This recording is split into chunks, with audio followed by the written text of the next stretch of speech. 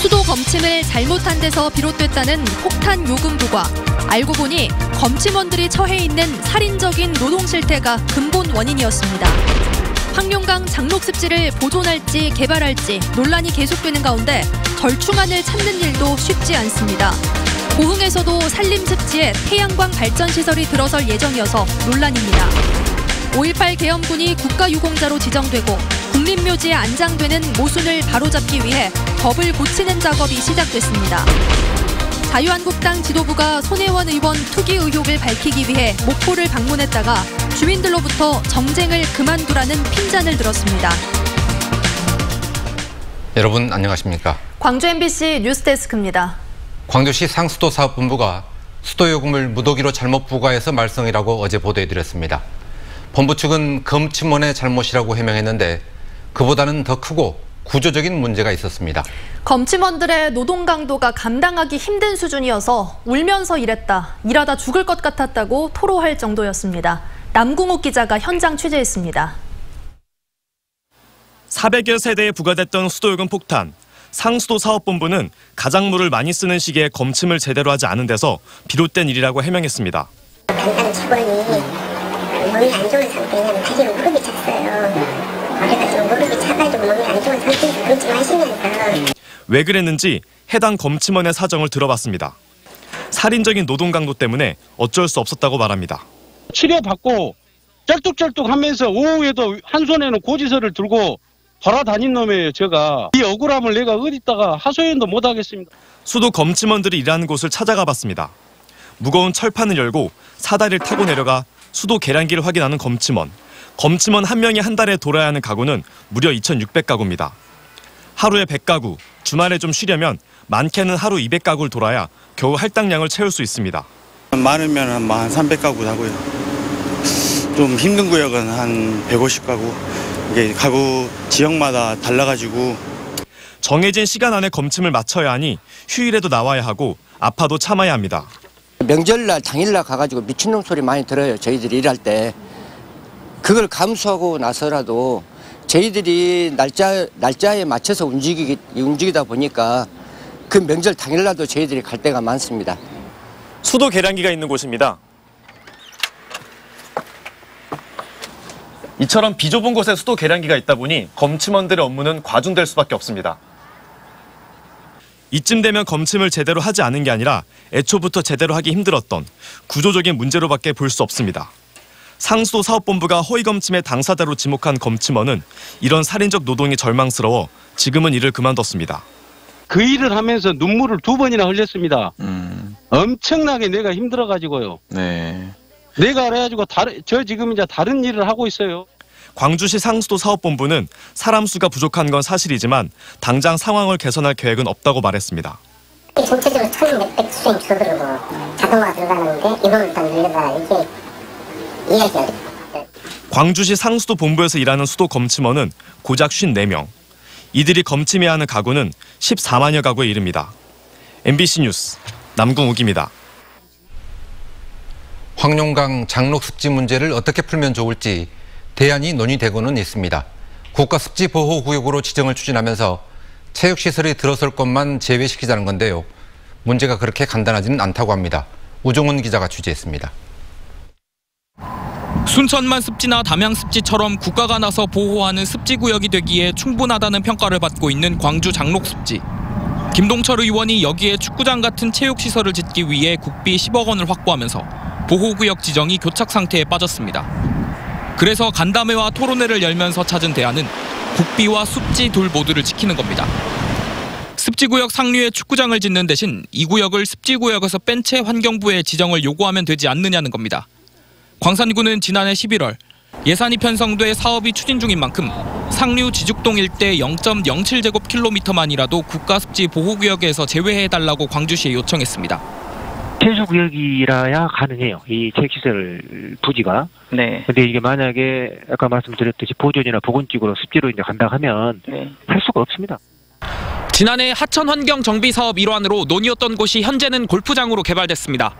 축구장 등 주민 편의 시설이 들어설 것으로 논의되고 있는 곳은 이곳 맞은편 습지입니다. 하지만 환경단체와 일부 정치인들은 이 같은 대안을 반대하고 있습니다. 상류이긴 하지만 축구장이 들어설 경우 야생동물 이동 통로가 막히는 등 생태계가 단절돼 습지로서의 가치가 훼손될 것이고 그러면 습지 지정 가능성도 떨어질 것이라는 주장입니다. 황룡강의 수생태계와 복룡산의 육지 생태계와 이 연결되는 통로가 끊어지게 됩니다. 그것이 가장 큰 문제점이죠. 국립습지센터 역시 인위적 편의시설이 들어설 경우 습지 보호구역 지정이 힘들 것으로 전망하고 있습니다. 대전시 갑천과 세종시 합강이 습지보호구역 신청을 했지만 개발이 이루어졌다는 이유로 환경부가 습지 지정을 거부했다는 겁니다. 그쪽 부분에 체육시설이 들어오는 것은 생태계의 단절을 유도할 수도 있기 때문에 바람직하지 않을 것으로 보여집니다. 결국 예산도 살리고 습지구역 지정도 얻어내는 두 마리 토끼를 다 잡기는 힘들어 보이는 만큼 새로운 대안 마련이 필요한 상황입니다. MBC 뉴스 우종훈입니다. 전남에서도 습지를 둘러싸고 갈등이 빚어지고 있습니다. 보존 가치가 높은 산림습지에 태양광 발전이 추진되기 때문인데 허가권을 갖고 있는 자치단체는 미처 가치를 몰랐다고 했습니다. 보도에 조희원 기자입니다. 고흥 서남단에 위치한 산지입니다. 지대가 높은 지역으로서는 보기 드물게 습지가 있어 보존 가치가 높은 곳입니다. 사람의 발길조차 닿지 않던 곳이었는데 수년 전 태양광 발전 사업자들이 찾아오기 시작하면서 환경 파괴 논란이 끊이지 않고 있습니다. 5년 전 만평 규모의 발전 시설이 들어선 데 이어 최근에도 20메가와트급의 대규모 발전 시설의 허가 신청이 진행되고 있습니다. 주민들은 발전 시설이 들어서게 되면 이사를 갈 수밖에 없을 뿐 아니라 산림 자원이 크게 훼손된다며 우려하고 있습니다. 그 앞에 이제 철밭도 싹 없어지고. 저 위도 올라가면 좋아요. 이 땅 주인 분들이 연세가 많으시니까. 이런 걸 뭉개불고 그런. 지난 2015년에 한 연구팀이 산림청의 용역을 받아 진행한 연구보고서입니다. 이 일대는 멸종위기 식물과 희귀 식물을 포함해 14종의 습지식물이 분포하는 A등급 지역이라고 명시돼 있습니다. 또 습지의 보존 상태가 양호하고 주변 산림 경관의 자연성이 우수하다며 국가가 매입해 산림 보호구역으로 지정해 관리할 필요가 있다고 적혀 있습니다. 하지만 고흥구는 이 같은 사실을 모른 채 발전시설 사업 허가를 진행하려 했던 것으로 드러났습니다.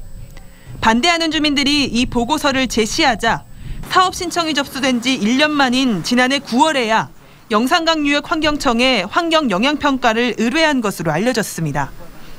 그러나 주민들은 태양광업자들이 평가에 지나치게 개입하고 있는 정황이 있다며 평가의 공정성에 우려를 나타내고 있습니다.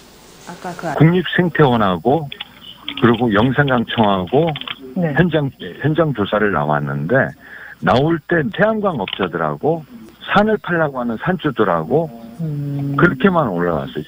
이미 태양광업자는 저한테 그 환경영향평가가 통과됐다라고 저한테 통보를 하는 거예요.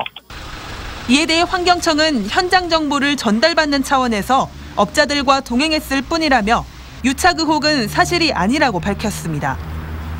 하지만 사업 계획을 보류하지 않고 보존 방안을 강구하라는 조치만을 내린 것으로 알려져 발전 사업을 둘러싼 논란은 당분간 계속될 것으로 보입니다. MBC 뉴스 조희원입니다.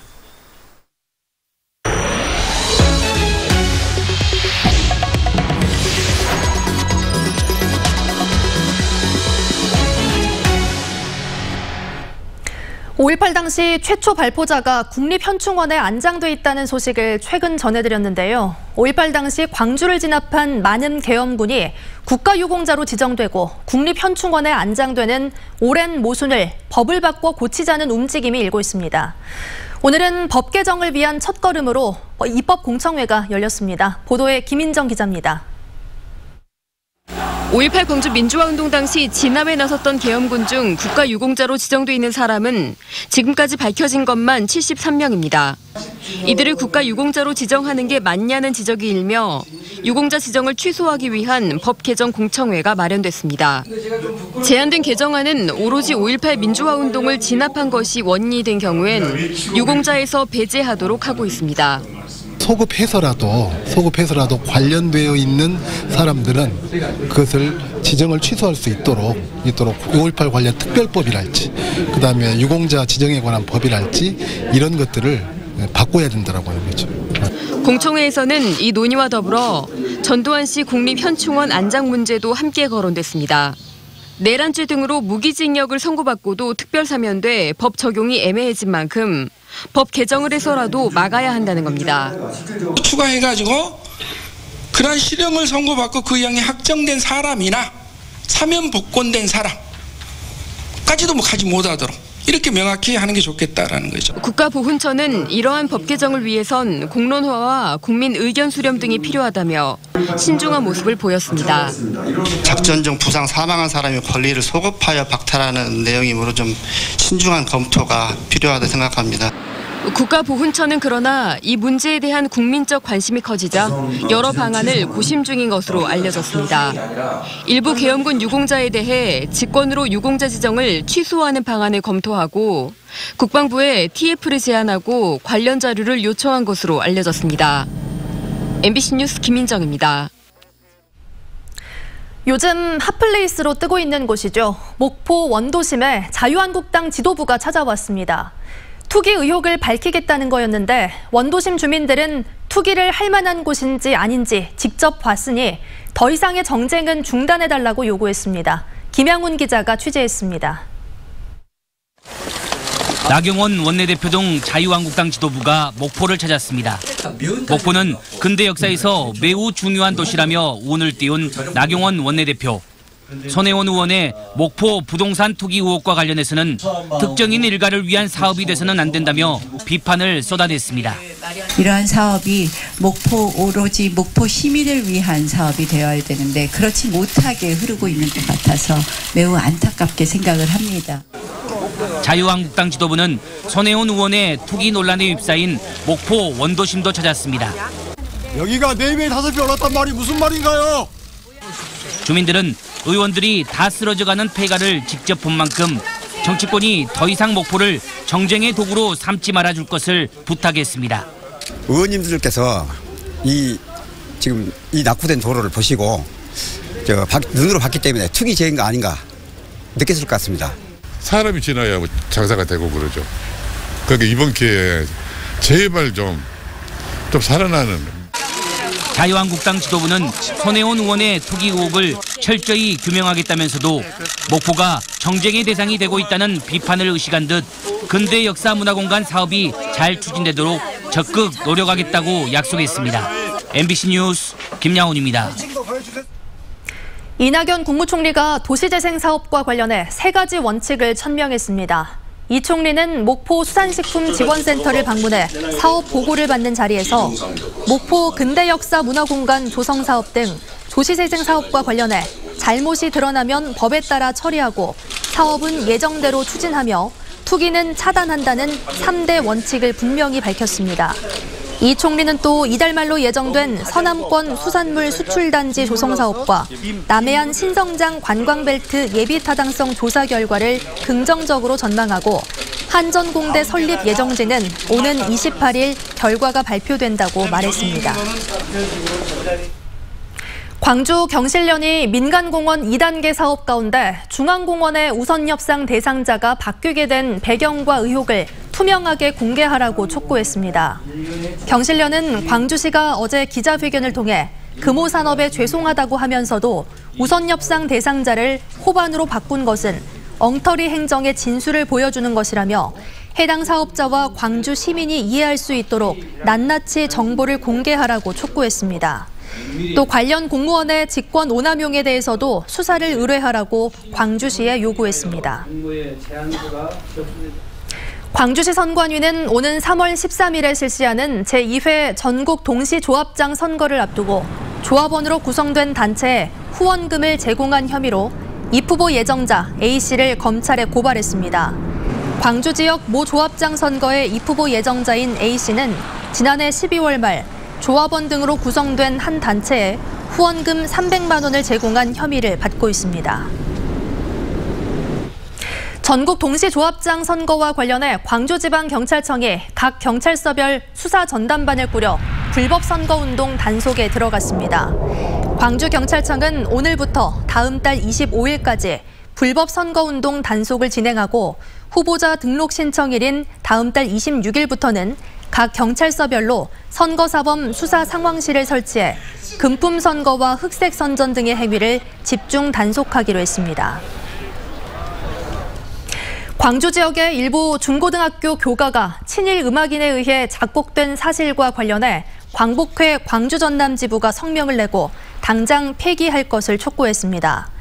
광복회는 어떻게 친일파가 작곡한 교가를 학생들에게 재창시킬 수 있느냐며 올해 3.1절까지 조치를 취하지 않는다면 독립유공자와 후손들은 절대 좌시하지 않을 것이라고 경고했습니다.